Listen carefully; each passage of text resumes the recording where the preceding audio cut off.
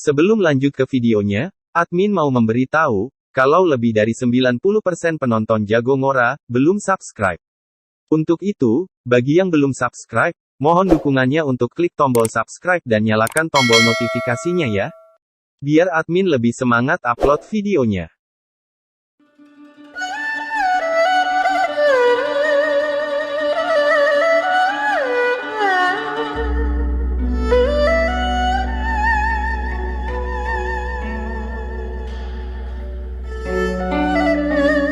Gu Qinfeng berkata, apa yang harus datang, pada akhirnya akan datang, apa yang seharusnya tidak datang, maka tidak akan datang. Sudahlah, itu pasti akan terjadi, tidak ada yang bisa memaksa siapapun. Gulungan lukisan, hati es hitam, kristal es, benih dragon elephant, hal-hal berantakan ini. Meskipun aku tidak tahu, apa sebab dan akibat dari hal-hal ini terhadap diriku, aku tidak perlu terburu-buru. Singkirkan dulu, biarkan saja dulu, aku akan mencari taunya nanti. Gu Qinfeng pun memasukkan kembali semua barang-barangnya, ke penyimpanan dimensi miliknya. Kemudian, Gu Qinfeng dikejutkan, karena kembali mendengar suara orang yang berkata, kalimat yang bagus, itu kalimat yang bagus. Sungguh perasaan nyaman yang luar biasa, orang tua ini sangat mengagumimu, aku terkesan kepadamu.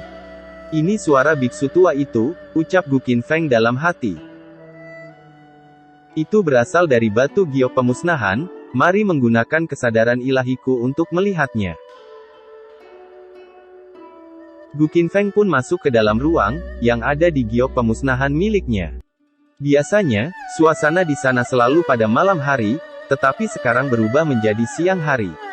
Hai biksu tua, mengapa kau begitu menganggur hari ini? Ucap Gu Qinfeng, kepada si biksu tua. Wajah si biksu tua, sekarang tampak lebih muda, daripada yang terakhir kali, dia bertemu dengan Gu Qinfeng. Kemudian menjawab, Amitabha, kultivator Gu, berhati-hatilah. Gu Qinfeng berkata, aku tahu itu, santai saja. Kau tiba-tiba mengatakan kagum padaku, barusan itu, membuatku tersanjung. Biksu tua menjawab, dalam menghadapi sebab dan akibat, yang tidak diketahui dan kacau. Kultivator Gu, kau masih dapat mempertahankan keadaan pikiran yang bebas dan jernih. Ini benar-benar langka, dan sangat jarang. Beberapa banyak orang yang memiliki kekuatan besar, yang mencari sebab dan akibat selama berabad-abad. Tetapi akhirnya, jatuh ke dalamnya hidup dan mati. Tidak dapat dipisahkan, dan aku berharap kultivator Gu, menganggapnya sebagai peringatan. Jangan impulsif, dan jangan lupa akar sebab dan akibat. Gu Qinfeng mendengarkan perkataan si biksu tua itu dengan seksama, kemudian bertanya. Apa yang kau maksud, dari akar sebab dan akibat? Biksu tua menjawab, itu berkaitan dengan takdirmu di masa lalu. Oh, jadi secara tidak sengaja, menggunakan akar dari sebab dan akibat. Ucap Gu Qinfeng sambil tertawa. Biksu tua bertanya, apakah kultivator Gu sedang menertawakan dewa? Menertawakannya, apa maksudmu? Ucap Gu Qinfeng kepada biksu tua. Biksu tua berkata, di mata kultivator Gu, Sang Buddha selalu mempermainkan misteri. Menciptakan hubungan sebab akibat, keberuntungan, dan reinkarnasi. Lelaki tua ini baru saja mengucapkan kata takdir, dan kau tertawa seperti itu. Menurutmu, tertawa tadi itu, tidak seperti mengejek Sang Buddha? Gu Qinfeng menjawab, ya, itu memang memiliki arti seperti itu. Dan kau tahu, bahwa aku pada dasarnya, sangat tidak senang dengan kalian para biksu. Bukankah kau selalu menentang, jika aku mencari sebab dan akibat? Mengapa sifatmu tiba-tiba berubah hari ini? Ucap Gu Qinfeng kepada biksu tua, sambil menunjuk wajahnya. Biksu tua menjawab, karena kultivator Gu telah mengambil keputusan, langit dan bumi tidak dapat diguncangkan. Sepertinya, aku tidak bisa membujukmu, tapi aku memiliki sebuah permintaan, dan aku harap kultivator Gu mau melakukannya. Gu Qinfeng menatapnya dengan tajam, kemudian bertanya. Sebuah permintaan, dan aku harus melakukannya. Kata-kata itu terlalu berat, aku tidak kuat, terutama ketika kau mengucapkan dua kata itu, dari Sang Buddha yang terhormat. Aku merasa sedikit takut, ketika mendengarnya. Biksu tua berkata, coba kau ingat, seharusnya kau tahu, bahwa sebelum bencana, banyak orang ingin mengubah sebab dan akibat, ketika sumbernya terlahir kembali. Untuk alasan ini, banyak orang yang memiliki kekuatan besar telah bersiap, jauh sebelum bencana terjadi. Gu Qinfeng kembali bertanya, itu benar, memangnya ada yang salah? Biksu tua menjawab, Sang Buddha juga mengharapkan itu, dan ada beberapa tindakan pencegahan, untuk mencegah kekacauan. Gu Qinfeng berkata, orang-orang sedang mempersiapkan untuk dirinya sendiri, kau menjaga dirimu sendiri, jadi itu tidak ada hubungannya denganku bukan? Biksu tua menjawab, jika kultivator Gu tidak mengambil jalan ini, untuk mencari sebab dan akibat. Tentu saja, tidak ada hubungannya dengan kultivator Gu, dan sekarang kau telah memulai jalan ini. Gu Qinfeng kembali bertanya, yang kau maksud, seseorang dari ajaran Buddha, akan datang untuk menjagaku. Aku hanya mencari sebab dan akibat, tetapi aku tidak mengubahnya, untuk mencegah aku melakukan hal-hal buruk. Biksu tua hanya terdiam, mendengar perkataan dari Gu Qinfeng. Kemudian berkata, kultivator Gu, mungkin tidak mau berubah. Tapi bukan berarti, orang yang punya hubungan sebab akibat dengan kultivator Gu, tidak mau berubah juga. Itu memang terjadi, mungkin aku hanya mencari sebab dan akibat. Tapi aku khawatir, Yunisang tidak hanya ingin mencari itu saja. Ucap Gu Qinfeng dalam hati. Kemudian bertanya, lalu, apa permintaanmu itu? Jika kultivator Gu bertemu para biksu, saat mencari sebab dan akibat di masa depan nanti. Aku harap, untuk menunjukkan belas kasihan pada mereka, jangan menyakiti mereka, melukai mereka, dan membunuh mereka. Jawab biksu tua kepada Gu Qinfeng. Tapi aku mohon pada kultivator Gu, untuk tidak menghancurkan keyakinan mereka. Ucap biksu tua kepada Gu Qinfeng. Gu Qinfeng bertanya, bagaimana bisa kau mengatakan itu, apakah aku begitu berdarah dingin dan kejam? Biksu tua menjawab, ini adalah lelucon paling lucu, yang pernah ku dengar dalam hidupku. Kultivator Gu, tidakkah menurut kau lucu dan ironis, kata-kata ini keluar dari mulutmu? Gu Qinfeng tertawa sinis, mendengar perkataan dari si biksu tua.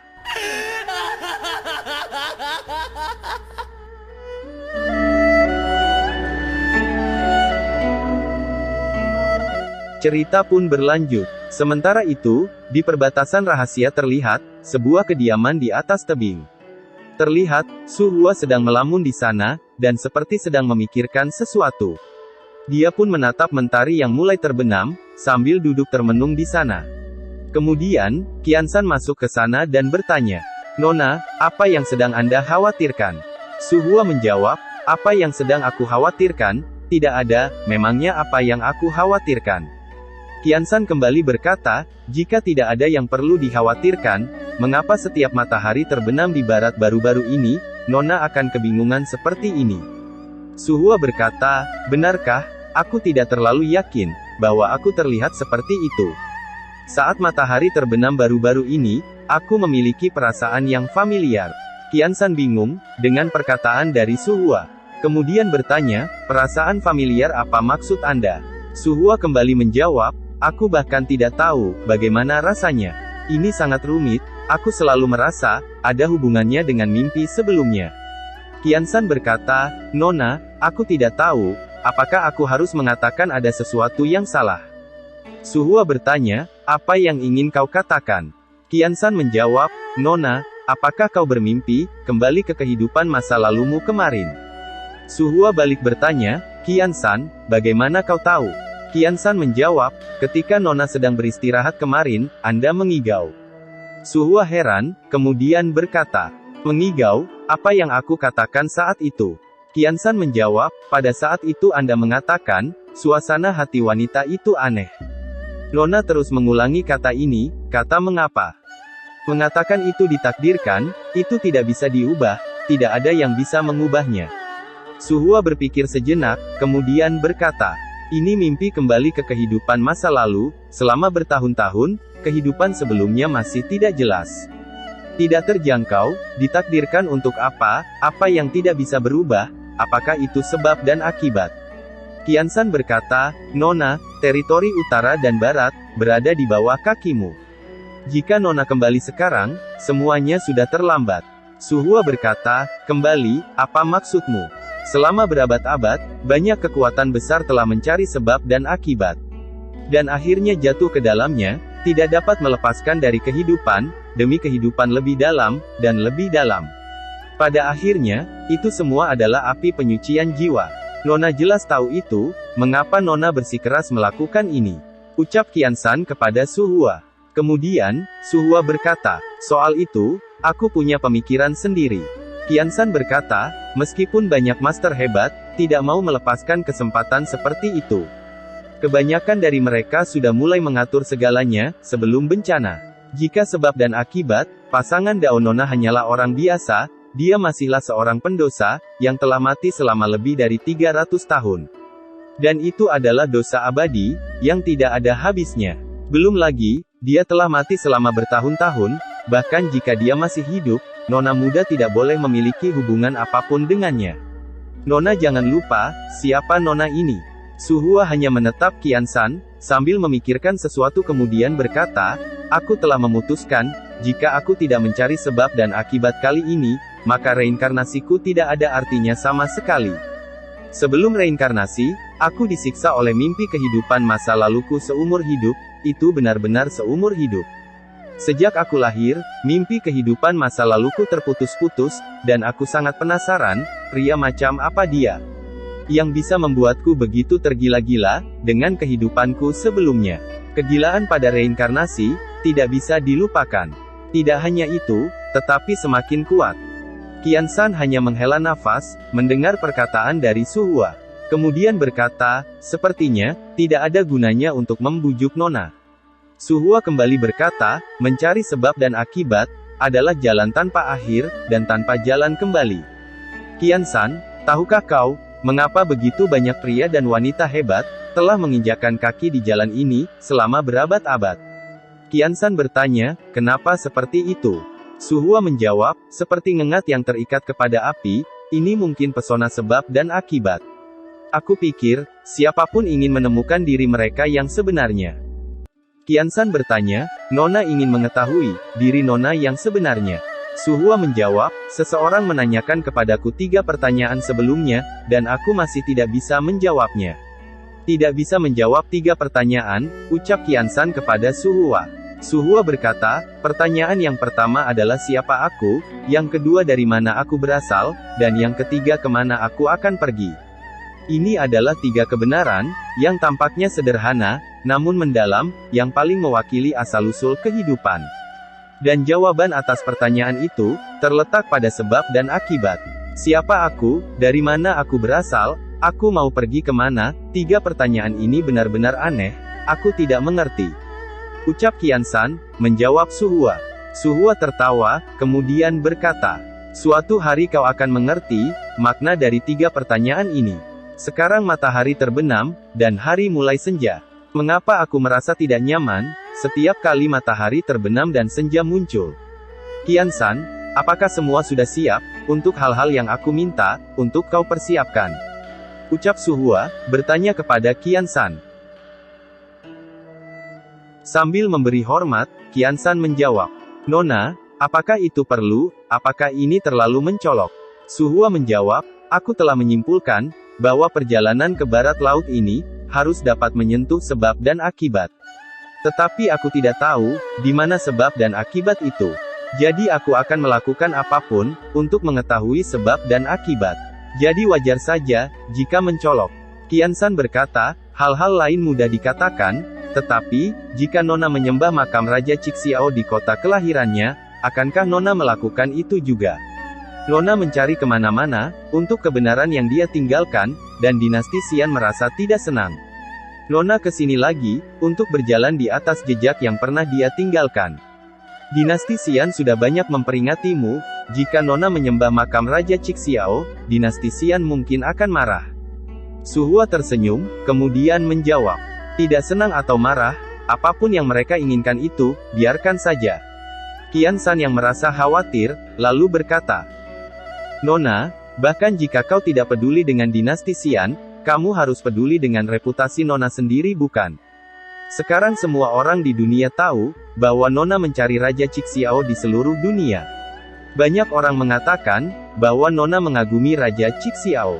Dengan santai, Su Hua menjawab, itu benar, aku hanya ingin seluruh dunia tahu, bahwa aku sedang mencari Raja Cixiao. Adapun kekaguman itu, ketika aku belajar lebih banyak tentang perbuatan Raja Cixiao, aku menemukan bahwa pria ini benar-benar mengagumkan. Jika aku muncul di dunia saat itu, di era yang sama dengannya, mungkin aku akan terobsesi dengannya. Tidak heran, bahkan Jun Xuanji jatuh cinta kepadanya.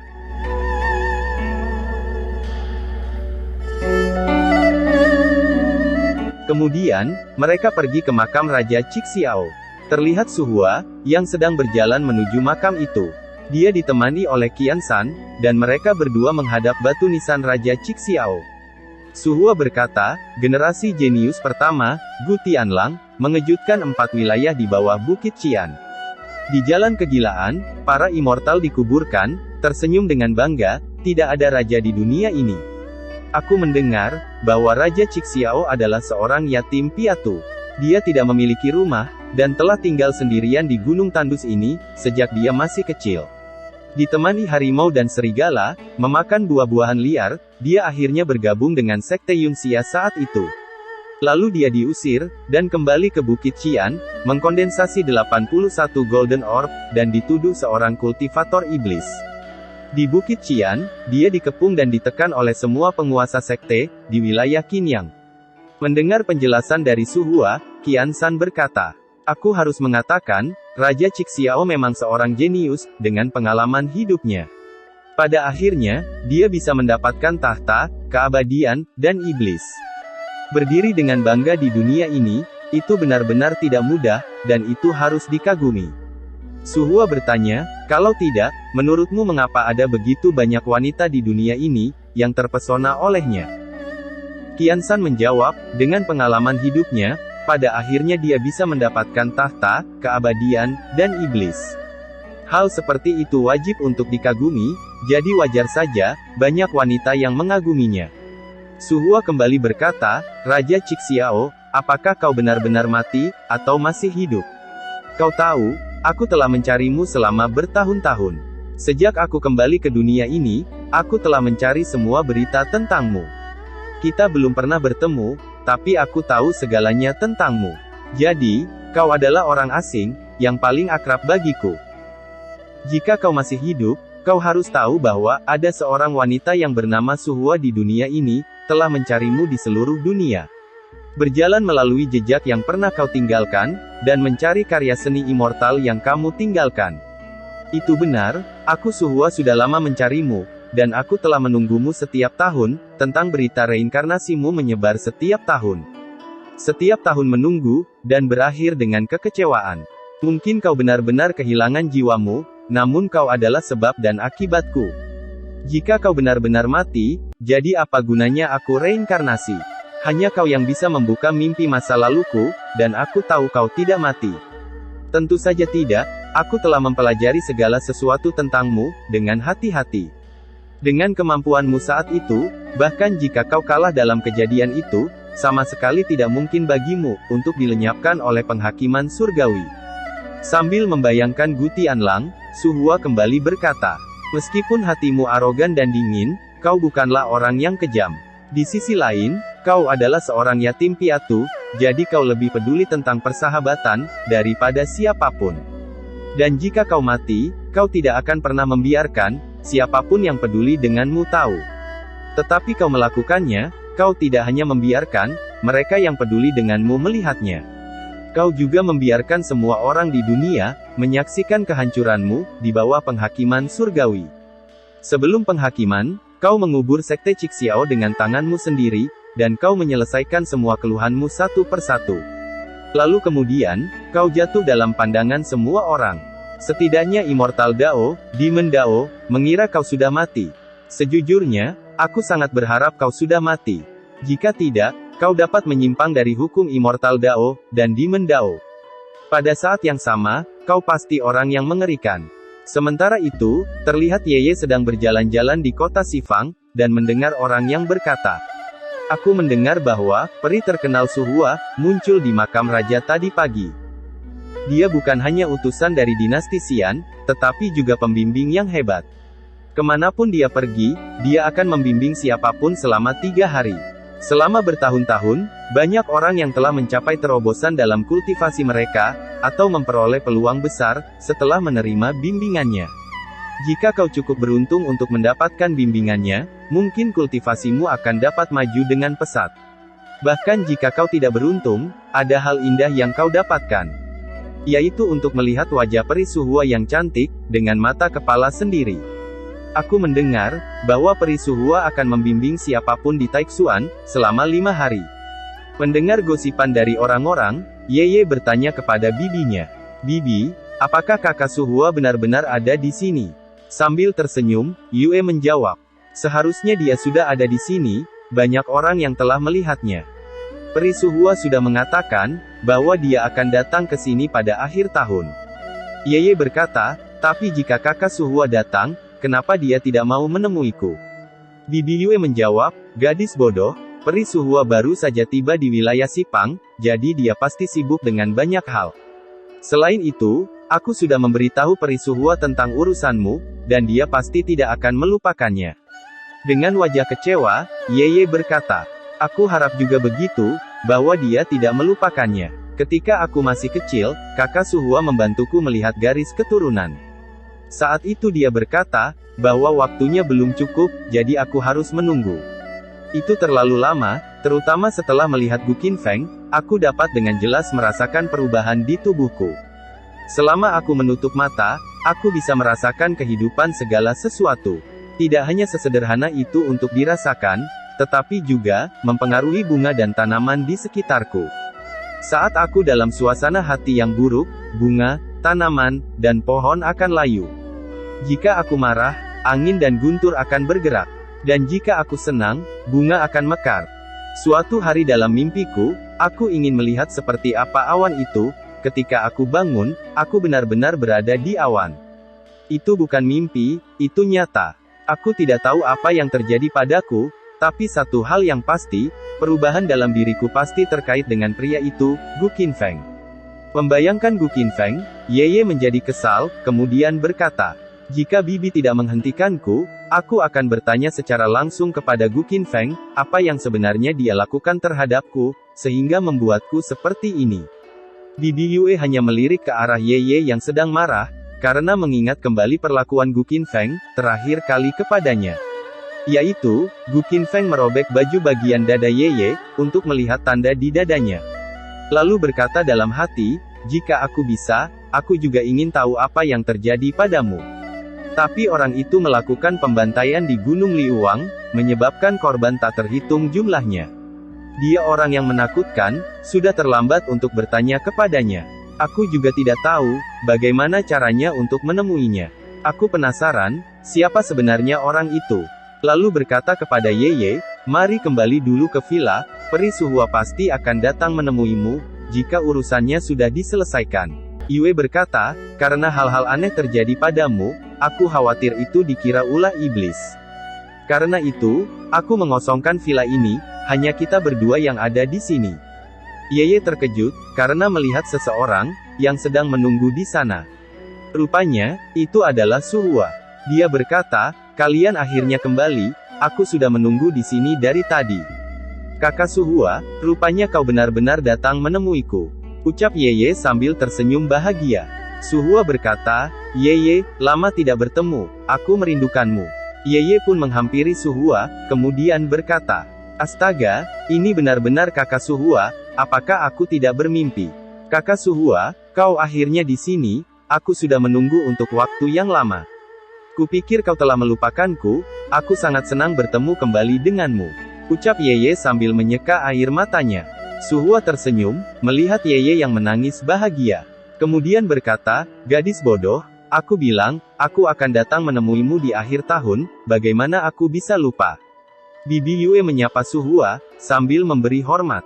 Kemudian berkata, Fei Yue memberi salam, kepada peri Suhua. Tidak perlu terlalu sopan, kita sudah seperti keluarga. Ucap Suhua menjawab Fei Yue. Kemudian berkata kepada Yeye, sudah lama sejak aku melihatmu, kau telah banyak berubah, kau tumbuh menjadi gadis yang hebat. Suhua terkejut, karena melihat sesuatu yang aneh dalam tubuh Yeye. Apa yang terjadi denganmu, mengapa auramu begitu merah, dan aura spiritual dalam dirimu berubah? ucap Suhua, sambil memandang aura spiritual tubuh Yeye. Suhua terkejut, karena melihat tanaman di sekitar layu, kemudian berkata, tiba-tiba bunganya menjadi layu, ini sangat aneh. Suhua kembali terkejut, melihat apa yang terjadi. Dan sekarang, guntur mulai menyambar di atas langit, seperti akan segera terjadi badai. Lalu hujan pun turun dengan deras, membasahi mereka semua, yang masih berada di halaman Yipin Villa. Aku tahu, garis keturunan Yeye itu istimewa. Tetapi aku tidak menyangka, akan seperti ini. Sekarang emosi gadis kecil ini, benar-benar dapat menyebabkan perubahan alam, dan aura spiritualnya. Aura spiritualnya mengandung kekuatan alam, yang tidak ada habisnya, ini benar-benar mengejutkanku. Ucap Suhua di dalam hati, sambil memandang ke arah Yeye. Kemudian, Suhua bertanya, Yeye, bagaimana kau bisa, sampai ke kondisi seperti ini? Aku juga tidak tahu, terjadi sesuatu dengan nadi milikku, lalu ada tanda yang tak bisa dijelaskan, muncul di tubuhku. Ucap Yeye menjawab Suhua. Tanda apa yang kau maksud? Ucap Suhua dengan wajah penuh kebingungan. Baiklah, biarkan aku melihat tanda, yang ada di tubuhmu. Yeye menjawab, baiklah, kalau begitu aku akan memperlihatkan, tanda yang ada di tubuhku kepada kakak Suhua. Lalu mereka pun masuk ke dalam villa, untuk melihat tanda yang berada, di dalam tubuh Yeye, yang mengeluarkan aura spiritual yang aneh. Suhua menatap tanda di tubuh Yeye dengan seksama, untuk memastikan, tanda apa itu sebenarnya. Kemudian berkata, tanda itu berwarna merah, sangat misterius seperti sumber kehidupan. Dan sepertinya, menghasilkan sesuatu seperti cahaya dan kegelapan, seperti yin dan yang, air dan api.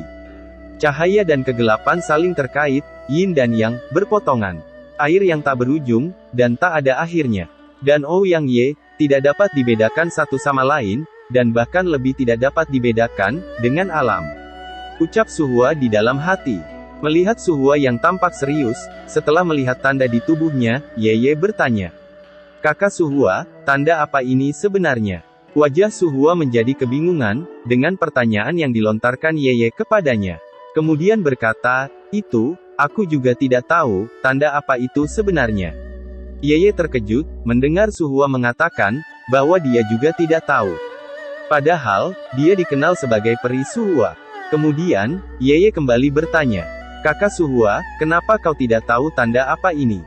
Emosimu dapat menyebabkan perubahan di alam. Itu pasti terkait dengan tanda ini, yang merupakan semacam tanda alam.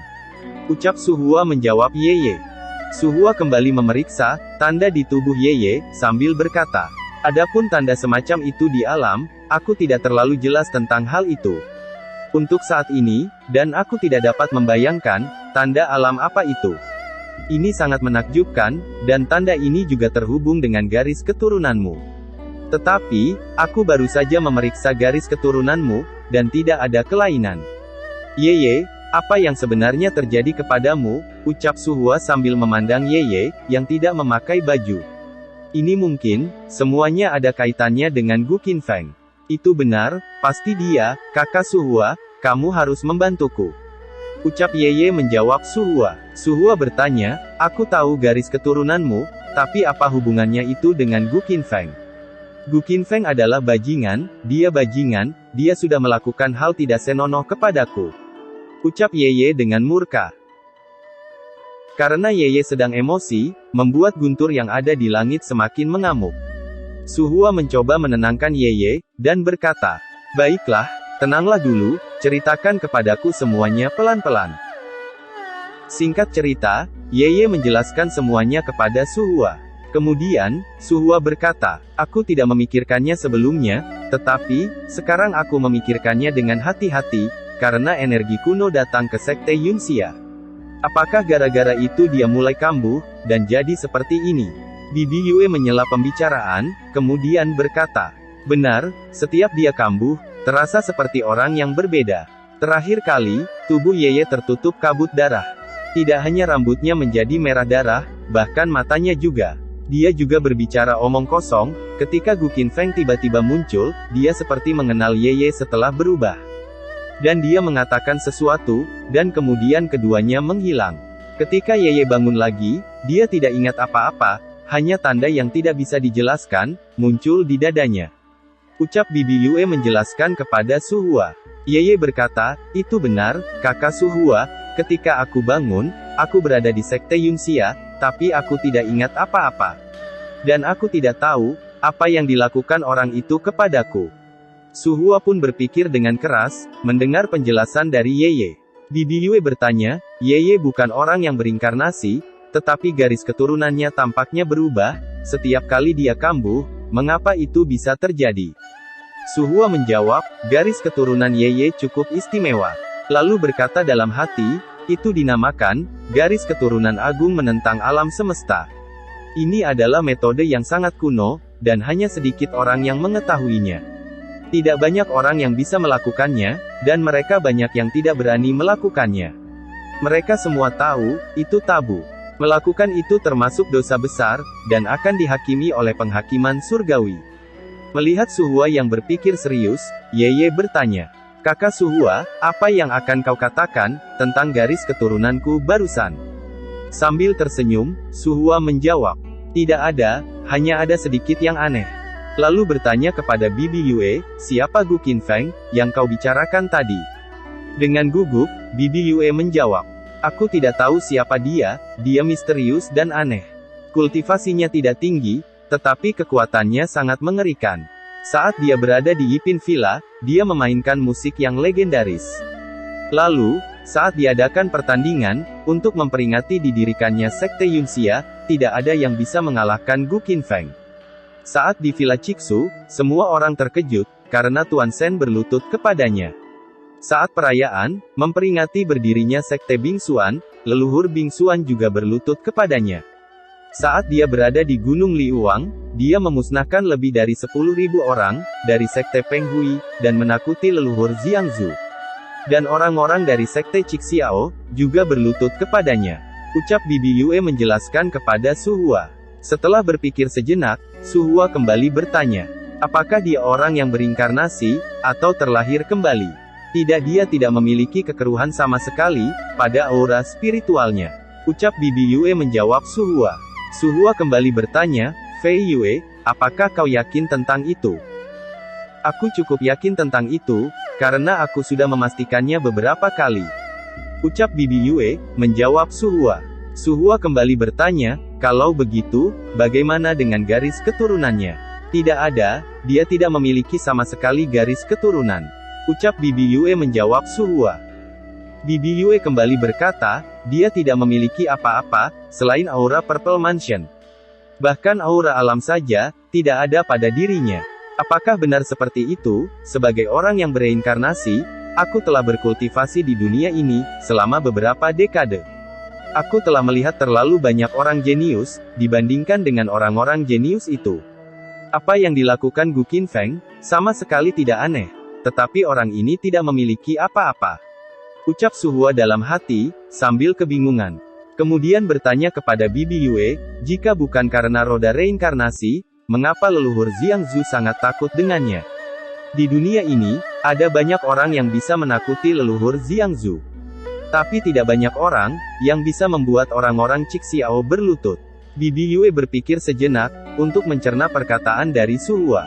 Kemudian menjawab, aku pernah bertanya kepada Tuan Shen, tetapi dia tidak mengatakan sepatah kata pun, tentang masalah ini. Dan menyuruh kami, untuk tidak bertanya tentang itu lagi kepadanya. Dan sekarang banyak orang mengatakan, bahwa Gu Qinfeng mungkin memiliki latar belakang, di Sekte Cixiao yang sangat kuat. Su Hua kembali bertanya, memiliki latar belakang Sekte Cixiao yang sangat kuat, apa maksudmu dengan itu? Bibi Yue menjawab, dikatakan bahwa, Gu Qinfeng mungkin adalah keturunan dari Raja Cixiao. Su Hua tidak terima, dengan jawaban dari Bibi Yue. Kemudian, dia berkata dengan nada tinggi, itu tidak mungkin, orang-orang itu mengikuti Raja Cixiao, untuk menaklukkan dunia. Membunuh para immortal, dan membantai para iblis. Mereka semua pemberontak, dan sulit diatur. Kodrat mereka seperti api yang mengamuk, dan mereka sombong, yang tidak takut pada immortal dan iblis. Dan mereka tidak takut, pada langit dan bumi. Jika dia adalah keturunan dari Raja Cixiao, bahkan jika benar Raja Cixiao datang ke sini, mereka hanya akan memberi hormat, mereka tidak akan pernah berlutut kepadanya. Bahkan jika langit dan bumi menjaga kuartet, mereka akan tetap sama. Di seluruh dunia, hanya ada satu orang, yang bisa membuat orang-orang Cixi Xiao itu berlutut. Bibi Yue berkeringat dingin, mendengar perkataan dari Su Hua. Lalu berkata dalam hati, hanya ada satu orang di dunia, yang bisa membuat orang-orang Cixi Xiao berlutut. Yeye tidak terima, setelah mendengar ucapan dari Su Hua. Kemudian berkata, "Kakak Su Hua, apa yang kamu katakan? Apakah kau ingin mengatakan, bahwa bajingan Gu Qinfeng itu, adalah Raja Cixi Xiao?" Su Hua menjawab, "Di dunia ini, satu-satunya orang yang bisa membuat orang-orang sekte Cixi Xiao berlutut, adalah Raja Cixi Xiao. Tetapi itu tidak berarti, bahwa orang yang membuat mereka berlutut, harus menjadi Raja Cixi Xiao. Jika benar seperti yang kau katakan, benar-benar tidak ada kekeruhan pada aura Gu Qinfeng, maka, kemungkinan dia adalah Raja Cixi Xiao, hampir nol. Meskipun kemampuan Raja Cixi Xiao sangat kuat, dia tidak mungkin melompat keluar, dari hukum langit dan bumi. Apakah dia reinkarnasi, atau merebut tubuh seseorang? Orang yang mencoba jalan immortal, akan meninggalkan kekeruhan di tubuhnya, itu adalah hukumnya, dan tidak ada yang bisa melanggarnya." Yeye mendengarkan Su Hua dengan seksama, dan menunggu dia melanjutkan perkataannya. Adapun mengapa, orang-orang Cixi Xiao berlutut kepadanya, menurutku, dia pasti berhubungan dengan Raja Cixi Xiao. Bibi Yue juga mendengarkan dengan seksama, perkataan dari Su Hua, tanpa berani menyelanya. Su Hua kembali berkata, "Setidaknya, ketiga orang Cixi Xiao berpikir, bahwa Gu Qinfeng ada hubungannya dengan Raja Cixi Xiao. Jika tidak, orang-orang Cixi Xiao tidak akan berlutut, dan memberi hormat kepadanya. Itu benar, itu membuatku takut setengah mati," ucap Yeye sambil menghela nafas. "Jujur saja, bagaimana orang seperti itu, bisa menjadi Raja Cixi Xiao?" ucap Yeye dalam hati. Kemudian, Yeye berkata, "Kakak Su Hua, kau belum pernah melihat seorang bajingan, dengan marga Gu itu bukan?" Pria itu suka sekali duduk dan bersantai, dia tidak memiliki temperamen, dia suka minum tuak sirup marjan, dan mendengarkan musik. Pada dasarnya, dia mengaku leluhur generasi kedua, ucap Yeye dengan kesal. Qian San bertanya, "Mungkinkah ia hanya seorang pembohong?" Bibi Yue menjawab, "Dia seorang pembohong katamu, itu tidak mungkin bukan. Gu Qinfeng bahkan tidak memiliki aura keruh di tubuhnya. Dia tidak mungkin berpura-pura menjadi Raja Cixi Xiao, tanpa pengetahuan diri seperti itu. Dan sepertinya, dia tidak pernah mengatakan, bahwa dia adalah Raja Cixi Xiao. Terlebih lagi, ketiga master dari Cixi Xiao, semua mengikuti Raja Cixi Xiao, untuk melawan dunia. Jika orang itu benar-benar berpura-pura, untuk menjadi Raja Cixi Xiao, ketiga Master Cixi Xiao, akan melihat kebohongan itu dengan jelas." Qian San berkata, "Nona Pei Yue, kau tidak tahu apa-apa, aku telah berpergian ke seluruh dunia, dengan Nona Su Hua tahun ini. Aku telah bertemu banyak pembohong, yang berpura-pura menjadi Raja Cixi Xiao. Beberapa pembohong dapat dilihat sekilas saja, bahwa dia itu pembohong. Tetapi ada beberapa pembohong, yang benar-benar hebat. Dan mereka sangat kuat, sehingga tidak mungkin untuk membedakan, antara yang palsu dan yang asli. Ada beberapa dari mereka, bahkan Nona saja, tidak berani mengkonfirmasi keasliannya. Sekarang di Laut Cina Selatan, Laut Biru, di sisi lain Liu Hai, ada juga beberapa Raja Cixi Xiao, yang tidak aku tahu, apakah mereka benar asli atau palsu. Mereka hanya berpura-pura, menjadi Raja Cixi Xiao yang asli. Di antara mereka, ada yang berpura-pura menjadi murid, dari keturunan Raja Cixi Xiao. Dan ada banyak orang yang mengaku, sebagai keturunan dari Raja Cixi Xiao. Mereka semua mengatakan, bahwa dirinya adalah, keturunan Raja Cixi Xiao yang sebenarnya. Terlepas dari asal-usul mereka, atau asal-usul darah mereka. Faktanya jelas, dan banyak yang mengaku seperti itu. Beberapa dari mereka, bahkan memiliki tanda Raja Cixi Xiao, yang membuatnya mustahil untuk membedakan, yang benar dan yang salah. Ucap Qian San kepada Bibi Yue. Su Hua berkata, "Setelah bencana surgawi, semuanya pulih, dan ada juga, gelombang besar pembohong yang muncul. Tidak tahu apakah mereka asli atau palsu, semua jenis aura keruh, dibedakan dengan bodohnya. Selain itu, setelah reinkarnasi, ingatannya tidak lengkap, dan tidak ada yang berani menentukan keaslian pembohong itu. Saat ini, banyak sekte yang telah diwarisi, selama puluhan ribu tahun. Hampir semuanya menawarkan beberapa, atau bahkan selusin reinkarnasi, yang mengaku sebagai senior lama, di sekte tersebut. Tidak apa-apa untuk mengatakan, bahwa para senior tua ini, yang mengaku reinkarnasi dari berbagai sekte. Bahkan jika mereka palsu, aku juga tidak peduli. Tetapi pembohong yang berpura-pura, dengan menjadi Raja Cixiao, itu benar-benar memusingkan. Sejak Raja Cixiao dihukum bencana surgawi, lebih dari 200 tahun yang lalu, hampir setiap tahun, ada orang yang berpura-pura, menjadi Raja Cixiao. Terutama, setelah bencana surgawi itu. Intinya adalah, beberapa pembohong ini benar-benar kuat, jika kau berani mengatakan dia palsu, dia akan langsung membunuhmu saat itu juga. Yang lebih menyebalkan lagi adalah, mereka yang berpura-pura menjadi murid, dan keturunan Raja Cixiao. Qiansan berkata, seperti yang kita ketahui, sebelum berdirinya sekte Cixiao, Raja Cixiao selalu sendirian, dengan kuartet sebagai rumahnya. Selain itu, ada beberapa cerita romantis yang terkenal, dari Raja Cixiao.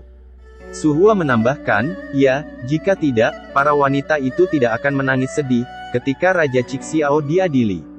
Tidak ada yang tahu berapa banyak wanita, yang telah berhubungan dengan Raja Cixiao, saat dia hidup. Itu adalah misteri, yang tidak kita ketahui. Karena itu, ketika ada orang yang mengaku dirinya, adalah keturunan Raja Cixiao. Tidak ada yang tahu, apakah itu asli atau palsu. Bahkan orang yang mengikuti Raja Cixiao, untuk menaklukkan dunia, tidak dapat membedakannya.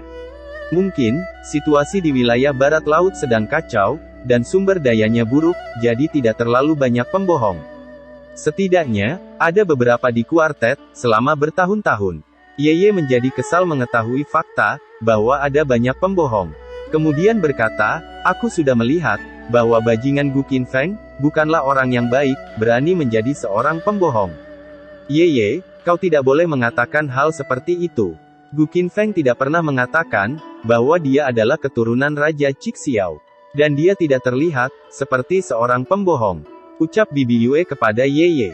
Yeye berkata, Bibi, itu adalah trik dari si bajingan Gu Qinfeng. Bibi Yue mendengarkan Yeye, yang kembali berkata, jika dia mengklaim, bahwa dia adalah keturunan Raja Cixiao, aku khawatir tidak ada yang akan mempercayainya. Tetapi jika dia tidak mengatakannya, mudah untuk membuat orang berpikir, bahwa dia keturunan dari Raja Cixiao. Jika tidak, mengapa orang itu tidak bernama Li Qinfeng, atau Wang Qinfeng? Mengapa dia memiliki marga yang sama, dengan Raja Cixiao? Nama Raja Cixiao adalah Gu Tianlang, jadi dia menamakan dirinya Gu Qinfeng. Aku curiga, namanya juga palsu. Matilah mesum, matilah dasar bajingan cabul. Dia berhubungan mesra dengan janda Liu Xiu, di depan umum, di Villa Cixu. Aku juga mendengar, bahwa ketika dia berada di Gunung Liuren, dia secara khusus menyuruh seorang pelayan janda montok, untuk memijat tubuhnya. Benar-benar tidak tahu malu, ucap Yeye dengan sangat kesal. Sementara Bibi Yue hanya tersenyum, sambil mengeluarkan keringat dingin. Kemudian, Yeye terpikirkan akan sesuatu.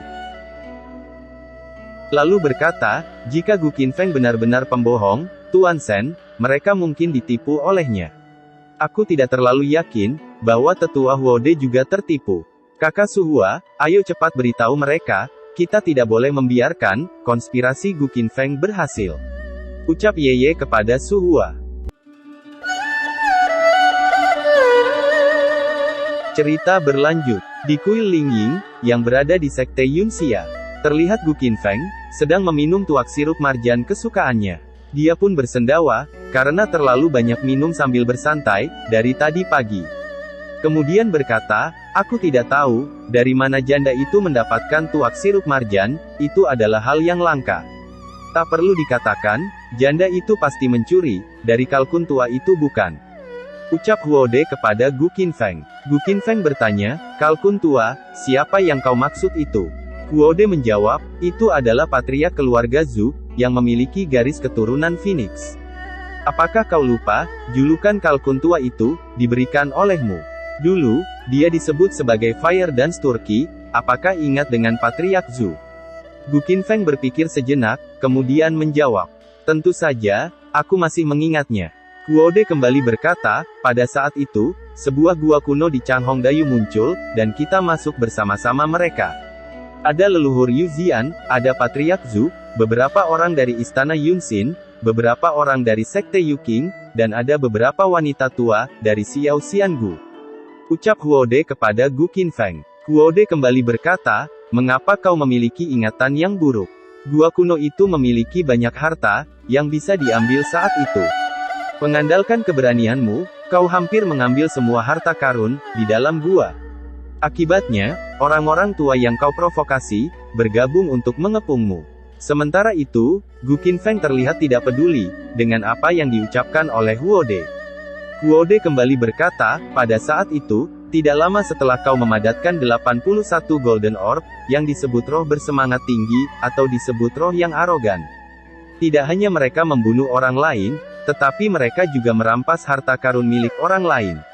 Monster tua yang disebut Fire Dance, mengobarkan tubuh asli garis keturunan pada waktu itu, dan berubah menjadi Phoenix. Pada akhirnya, itu membuatmu marah, dan dengan paksa kau menarik salah satu sayapnya. Gu Qinfeng berkata, oh iya, aku ingat sekarang. Kau mengatakan, tuak sirup marjan ini dari patua Fire Dance. Huode menjawab, tidak banyak orang yang memilikinya. Menurut cucunya, 80% tidak tahu nilai dari tuak sirup marjan. Jadi dia mencurinya untuk membujukmu, tapi malah dia yang kau goda. Gu Qinfeng mendengarkan Huode dengan seksama, sambil minum tuak sirup marjan. Huode kembali berkata, jika kalkun tua itu mengetahui, bahwa tuak sirup marjan yang berharga ini, telah diminum olehmu, orang tua itu pasti sangat marah. Gu Qinfeng bertanya, bagaimana kabar kalkun tua itu sekarang? Huode menjawab, apalagi yang bisa dia lakukan, ketika kau sudah memotong sayapnya saat itu. Garis keturunannya rusak, terutama, ketika leluhur Jiangzu mencuri pedang terbang darimu, dia digantung dan dipukuli olehmu, selama 3 hari 3 malam. Ketika kalkun tua dan yang lainnya mengetahui hal ini, mereka sangat ketakutan. Sejak kejadian itu, patua Fire Dance, patua dari kuil Yunxin, patua Yuqing, dan beberapa wanita di Xiao Xiangu, langsung pergi ke pengasingan setelah naik tahta. Gu Qinfeng hanya tersenyum saja, mendengar cerita dari Huode, bahwa mereka pergi ke pengasingan, setelah kejadian itu. Kemudian berkata, aku baru saja memberi pelajaran, kepada leluhur Jiangzu kemarin, orang-orang ini benar-benar memiliki nyali yang kecil. Huode berkata, sialan, apa yang terjadi pada leluhur Jiangzu, itu semua karena ulahmu. Berita tentang kau membuat takut, seorang master di ranah Yuan Ying, sudah tersebar. Ratapan sedih leluhur Jiangzu, dapat terdengar di seluruh wilayah 4 kota besar, apakah itu yang disebut pelajaran? Gu Qinfeng menjawab, sifat leluhur Jiangzu sangat kejam, dan dia suka bermain dengan energi spiritual. Aku ditipu olehnya sekali, dan hampir kehilangan nyawaku. Selain itu, dia memiliki keluhan di hatinya, jika aku tidak memberikan pelajaran, dia pasti akan membalas dendam kepadaku. Lalu berkata dalam hati, waktu itu aku masih muda dan sembrono, jika aku melakukannya sekarang, aku pasti tidak akan bisa melakukan hal-hal itu lagi nanti. Gu Qinfeng kembali bertanya kepada Huode, bagaimana kabar patua Fire Dance sekarang, apakah dia masih belum kembali dari pengasingan, sejak aku pergi waktu itu? Huode menjawab, setelah kau pergi, aku tidak tahu di gunung mana dia bersembunyi, selama lebih dari 100 tahun ini. Dia bahkan belum kembali, setelah kau diadili oleh penghakiman surgawi. Sambil mengambil tuak sirup marjan, Gu Qinfeng bertanya, apakah mereka semua, baik-baik saja sekarang? Huode menjawab, baik-baik saja, lebih dari sedikit lebih baik. Gu Qinfeng berkata, oh, terdengar menarik, cepat ceritakan kepadaku, apa yang sebenarnya terjadi.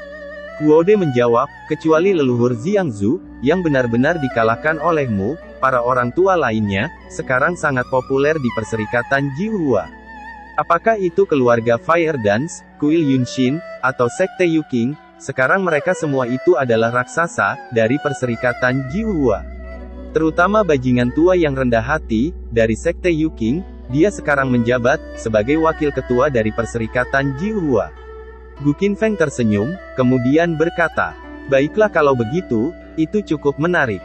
Lalu Gu Qinfeng menguap, karena merasa mengantuk, setelah ngobrol terus dari tadi, dengan Huode. Gu Qinfeng menoleh ke arah Huode, karena dia bertanya kepadanya. Nak Gu, apa yang akan kau lakukan tentang hal itu? Gu Qinfeng balik bertanya, memangnya kenapa? Huode menjawab, maksudku, bagaimana sikap yang akan kau lakukan, mengenai perserikatan Jiuhua? Air di perserikatan Jiuhua sangat dalam, dan ada banyak orang yang telah berinkarnasi. Aku mendengar, bahwa perserikatan Jiuhua, dan orang-orang dari dinasti Xian, ada di belakang mereka. Gu Qinfeng memperhatikan Huode dengan seksama, karena sepertinya, obrolannya akan semakin menarik. Huode kembali berkata, dinasti Xian selalu ingin memperbaiki semua teritori di wilayah barat. Tetapi kau juga tahu, bahwa tempat di wilayah barat ini, sangat berantakan. Orang-orang dari dinasti Xian, tidak bisa berdiri di sini sama sekali. Jadi mereka bersiap diam-diam, mendukung Chen Chang, untuk meraih dukungan dari beberapa kekuatan besar. Dan kemudian, mereka tampil dengan itikat baik. Gu Qinfeng menghentikan Huode yang sedang berbicara, kemudian berkata, aku tidak peduli sama sekali, tentang semua itu. Aku hanya ingin menemukan Fiery Sun Heart saja, yang berada di tangan mereka. Adapun soal perserikatan Jiuhua, itu tidak ada hubungannya denganku. Dan aku terlalu malas, untuk peduli dengan hal kecil seperti itu. Huode berkata, kau pikir, itu tidak ada hubungannya denganmu, jangan salahkan aku sudah mengingatkanmu. Gu Qinfeng heran, dengan perkataan Huode, kemudian bertanya, memangnya, ada apa sebenarnya? Huode menjawab, kau tidak tahu, aku bertanya kepadamu, apakah kau masih ingat keluarga Morong, dari perserikatan Jiuhua? Itu adalah keluarga, dengan mutasi garis keturunan. Gu Qinfeng menjawab, ya, aku ingat, aku telah membantai beberapa orang, dari anggota keluarga mereka. Huode berkata, cara garis keturunan mereka bermutasi, apakah kau tahu itu juga?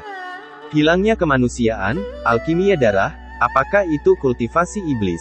Gu Qinfeng menjawab, benar, waktu aku bertarung dengan mereka, aku merasakan bahwa itu adalah kultivasi iblis. Huode kembali berkata, karena mereka adalah kultivator iblis, apakah kau tidak bertanya-tanya, mengapa mereka masih bisa hidup sampai sekarang? Tidak hanya menjalani kehidupan yang sangat nyaman, mereka juga salah satu raksasa, dari perserikatan Jiuhua. Berkat dirimu, Chijito masih mengklaim bertanggung jawab, untuk menghilangkan iblis, dan mempertahankan jalan yang benar. Dengan wajah serius, Gu Qinfeng bertanya kepada Huode, apakah kau mengatakan, bahwa Chijito berkolusi, dengan perserikatan Jiuhua? Apakah kau baru sadar? Ucap Huode dengan ekspresi kecewa di wajahnya. Gu Qinfeng bertanya-tanya, apakah ada hal seperti itu? Mereka tidak mungkin berani, dan tidak akan pernah melakukannya. Huode berkata, Nak Gu, kau sudah terlalu lama meninggalkan dunia ini, kau tidak tahu seberapa banyak, dunia telah berubah.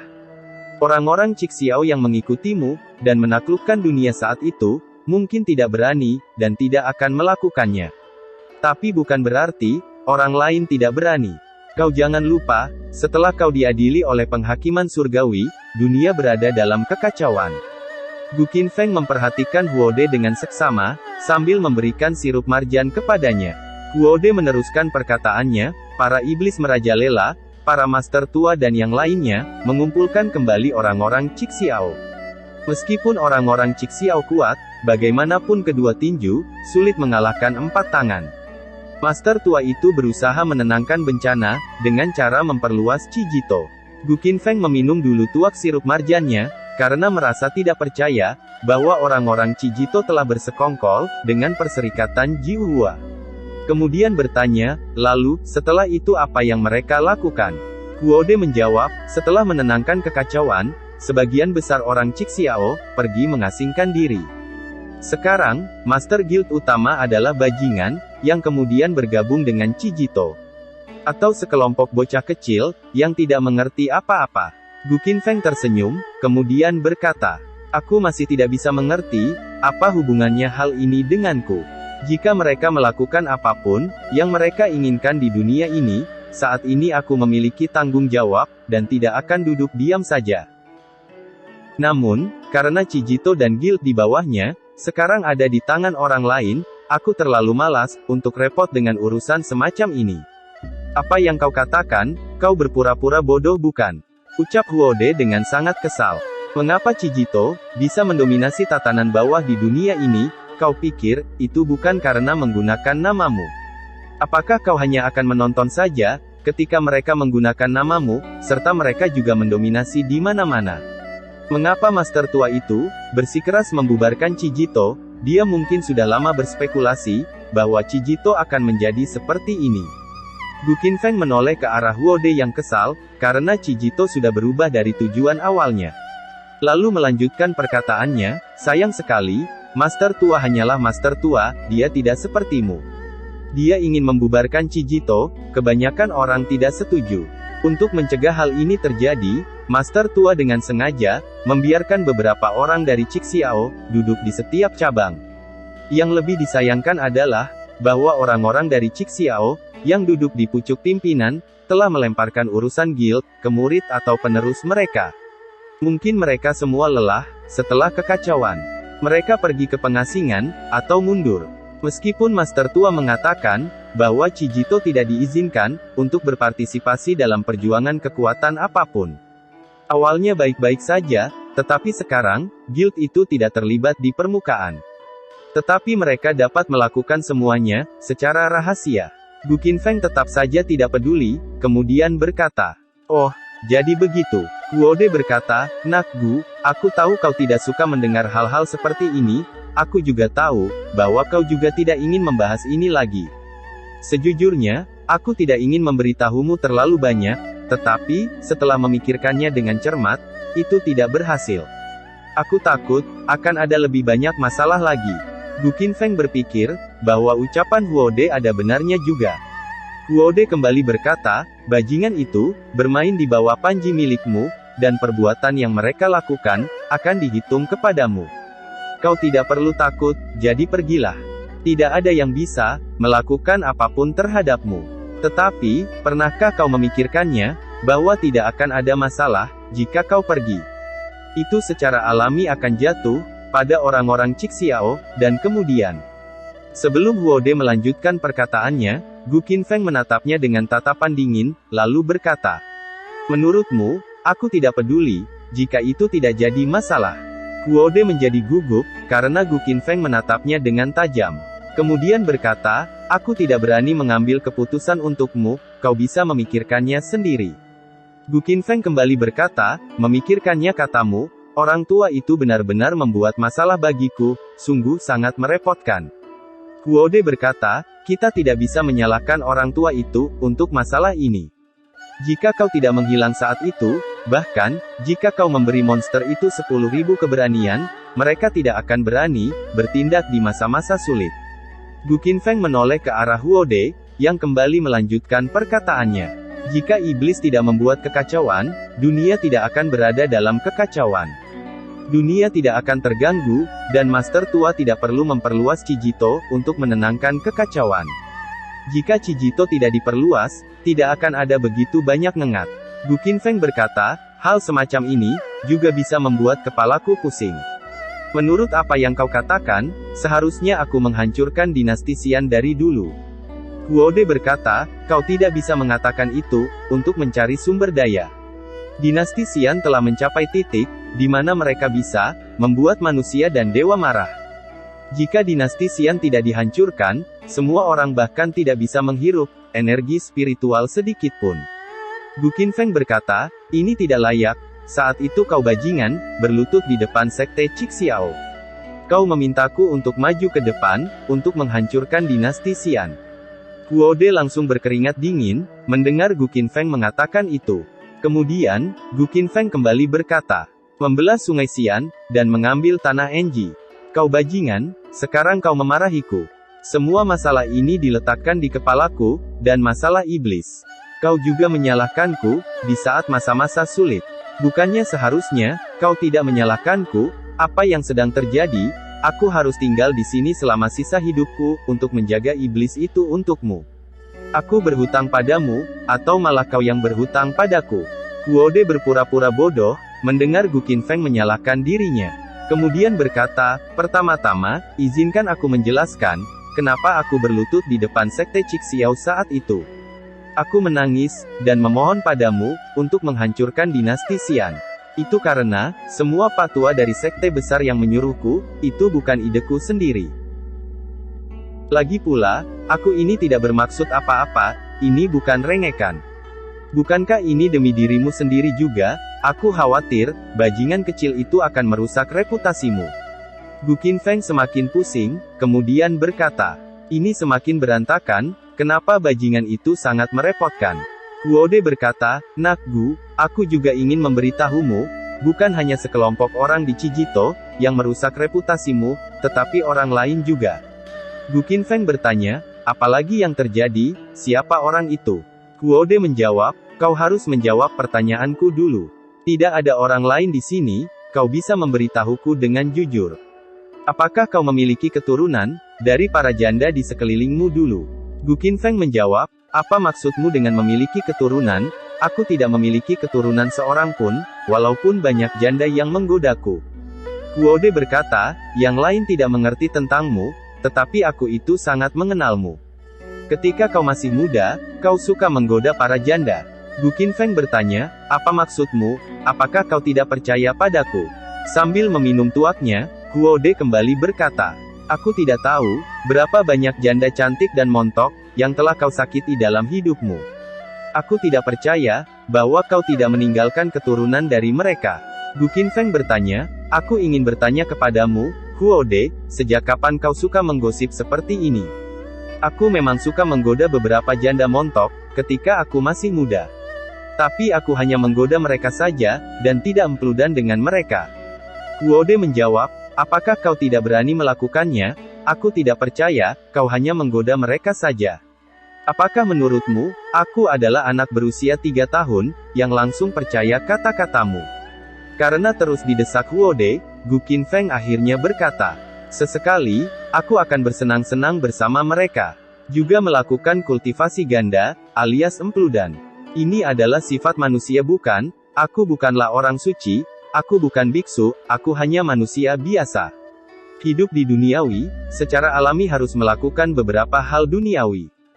Bukankah itu hal yang lumrah, antara pria dan wanita, apakah itu masalah besar? Guode kembali bertanya, apakah kau benar-benar yakin, tidak meninggalkan keturunan di antara mereka? Gu Qinfeng menjawab, tentu saja tidak, aku sangat yakin itu. Meskipun aku agak ceroboh ketika aku masih muda, aku masih tahu batasnya. Aku hidup dengan otak di kepalaku, bagaimana bisa, aku meninggalkan generasi mendatang, kecuali aku memutuskan, untuk hidup dengan gadis yang cantik, selama sisa hidupku. Atau aku memutuskan, untuk tidak akan pernah menyakiti orang lain. Guode berkata, baiklah, aku percaya dengan apa yang kau katakan. Sial, aku pikir beberapa dari mereka, yang mengaku sebagai keturunanmu, itu mungkin benar. Sekarang, sepertinya mereka semua itu, hanyalah penipu, itu semua gila. Gu Qinfeng merasa bingung, dengan perkataan Guode. Kemudian bertanya, penipu, apa yang kau maksud dengan penipu itu? Guode menjawab, di luar sana banyak penipu, yang berpura-pura menjadi murid, atau keturunanmu. Sambil meminum tuak sirup marjan, Gu Qinfeng bertanya, apakah ada hal seperti itu? Aku baru mendengarnya sekarang. Guode tidak habis pikir, dengan apa yang dikatakan oleh Gu Qinfeng. Kemudian bertanya, apakah ada hal seperti itu katamu? Aku beritahu kau sekarang, orang yang mengaku keturunanmu ada di mana-mana, bahkan ada juga, yang mengaku sebagai dirimu. Gu Qinfeng tidak percaya, dengan apa yang dikatakan Guode. Kemudian bertanya, apakah kau hanya melebih-lebihkan saja semua itu? Aku tidak percaya. Guode menjawab, apa yang dikatakan olehku itu, tidak dilebih-lebihkan sama sekali. Dan situasi sebenarnya, bahkan mungkin lebih parah, daripada yang aku katakan itu. Gu Qinfeng tersenyum, kemudian bertanya, apakah orang-orang itu tidak ada kerjaan, apa yang mereka lakukan, dengan berpura-pura menjadi keturunan dariku? Guode menjawab, omong kosong, banyak orang di dunia ini, menganggap keberadaanmu seperti seorang dewa. Jika itu benar-benar keturunanmu, siapa yang berani menyinggungnya? Kemanapun dia pergi, dia dianggap seperti dewa, dan banyak yang menyembahnya. Gu Qinfeng kembali bertanya, apakah tidak ada yang berani mengekspos mereka? Guode menjawab, mengekspos mereka, bagaimana caranya? Ketika kau masih muda, kau sangat romantis, mudah bergaul dengan orang lain, atau menggoda para janda. Siapa yang tahu, berapa banyak keturunan yang kau tinggalkan. Dan bajingan kecil itu, bisa menceritakan sejarah cintamu dengan jelas. Gu Qinfeng semakin penasaran, siapa sebenarnya yang dimaksud oleh Huode. Huode kembali berkata, yang paling mengejutkan adalah, beberapa bajingan itu, bahkan memiliki tokenmu. Siapa yang tahu, apakah itu benar atau tidak? Wajah Gu Qinfeng berubah menjadi serius, kemudian bertanya. Sebuah token apa yang kau maksud? Huode menjawab, yang kumaksud adalah, senjata ajaib yang biasa kau bawa. Seperti Flying Sword, Drunken Sword, Qifei, dan Mausoleum. Gu Qinfeng berkata, aku memberikan semua benda sampah itu dulu, karena aku sudah tidak membutuhkannya. Huode bertanya, apakah kau memberikan itu, semua kepada keturunanmu? Gu Qinfeng menjawab, aku lupa, aku memberi kepada terlalu banyak orang. Aku juga tidak tahu, kepada siapa aku memberikannya. Aku tidak menyangka, bahwa hal-hal seperti ini akan terjadi. Huode malah menggoda Gu Qinfeng, kemudian bertanya, pantas saja, siapa janda yang membuatmu, mendapatkan begitu banyak hutang birahi? Kalau tidak, bagaimana mungkin, ada begitu banyak pembohong di dunia ini, yang berpura-pura menjadi keturunanmu? Salah satu di antara mereka, pasti adalah keturunan asli darimu. Gu Qinfeng menjawab, mereka tidak hanya ada yang berpura-pura, menjadi anak dan cucuku. Tapi ada juga, yang berpura-pura menjadi diriku. Aku adalah pendosa bagi immortal, apa yang mereka ingin lakukan, dengan meniru diriku? Apakah mereka tidak nyaman, dengan diri mereka sendiri? Huode berkata, bukankah aku baru saja mengatakannya, banyak orang yang menganggap keberadaan dirimu, seperti seorang dewa.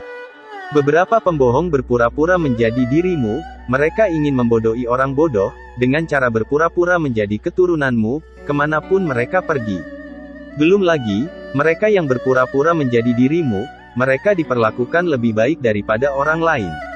Gu Qinfeng menghela nafas, kemudian berkata, apakah mereka semua buta, tidak bisa membedakan antara benar dan salah? Bahkan jika kau tidak bisa membedakannya, kau pasti mengerti, mereka hanya meniruku saja.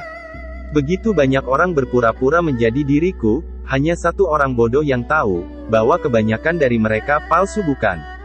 Itu adalah dirimu Huode, ucap Gu Qinfeng. Huode berkata, aduh, Nak Gu, kau tidak bisa mengatakan seperti itu. Para penipu yang berpura-pura menjadi dirimu, adalah master sialan, yang memiliki kekuatan yang mengerikan. Mereka tidak bodoh, apakah kau pikir, mereka berani berpura-pura menjadi dirimu, jika tidak memiliki kekuatan yang kuat? Beberapa tahun yang lalu, aku bertemu dua orang master, yang berpura-pura menjadi dirimu di tanah Shenzhou. Sejujurnya, bahkan aku juga tidak bisa membedakannya, apalagi orang lain. Gu Qinfeng semakin heran, kemudian bertanya, apakah mereka itu, benar-benar mirip denganku? Huode menjawab, sangat mirip sekali, mereka juga memiliki kemampuan, dan tahu segalanya. Kemampuan mereka sangat mengerikan, bahkan jika itu melibatkan privasimu yang kau tutupi. Mereka juga dapat meyakinkanmu, tentang apa yang ingin kau tanyakan, kepada mereka. Mereka bisa memberitahumu segalanya, dan jawaban mereka sangat akurat, aku tidak akan bisa menyangkalnya. Gu Qinfeng bertanya, omong-omong, siapa yang tidak tahu 3 ajaran, dan 9 metode pengajaran ramalan? Dia tahu apa yang ada di pikiranmu, apa yang kau tanyakan secara alami, mereka akan menjawab dengan lancar. Huode berkata, pokoknya, mereka mirip sekali. Entah itu nada bicaranya, atau cara aktingnya, benar-benar sama denganmu. Kau tidak bisa mengatakan, apakah mereka benar atau salah. Bukankah si gendut Wang, menjadi kaisar di Laut Cina Selatan? Dia sekarang sangat dekat, dengan kedua orang, yang mengaku sebagai dirimu. Gu Qinfeng tertawa, kemudian berkata, lucu sekali, si gendut Wang, telah bersama denganku selama bertahun-tahun, dan sekarang, dia bahkan tidak bisa membedakan, antara yang asli dan yang palsu, dia benar-benar bodoh sekali. Huode bertanya, apakah kau tahu sekarang, orang macam apa si gendut Wang itu? Kau tahu lebih banyak daripada siapapun, dia adalah master roh monyet, dan bahkan dia tidak bisa membedakannya. Kau tidak bisa membayangkan, Betapa kuatnya para penipu, yang berpura-pura menjadi dirimu. Kepala Gu Qinfeng mulai terasa pusing, mendengar penjelasan Huo De yang panjang lebar, tentang para penipu itu. Kemudian berkata, masalah ini benar-benar membuat kepalaku, menjadi terasa sakit. Huo De berkata, jadi, Nak Gu, tidak apa-apa, jika kau tidak kembali menjadi Gu Tianlang. Begitu kau kembali, ada banyak masalah di luar sana, yang menunggumu. Hal-hal merepotkan ini, tidak dapat ditekan oleh siapapun, selain dirimu. Gu Qinfeng pun berpikir sejenak, untuk mencari solusi dari masalah ini. Kemudian berkata, jika aku tahu ini lebih awal, aku mungkin tidak akan kembali.